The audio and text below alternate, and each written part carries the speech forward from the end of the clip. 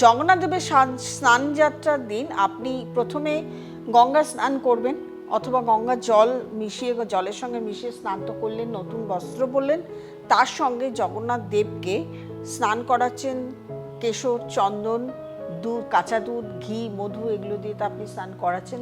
করিয়ে জগন্নাথ দেবকেও আপনি নতুন বস্ত্র পরাচ্ছেন এবং তুলসীর মালা, রঙিন ফুল দিয়ে সাজিয়ে তাকে আপনি মঙ্গল আরতি করছেন এবং আপনি ভোগ দিচ্ছেন, ভোগ বিতরণ করছেন।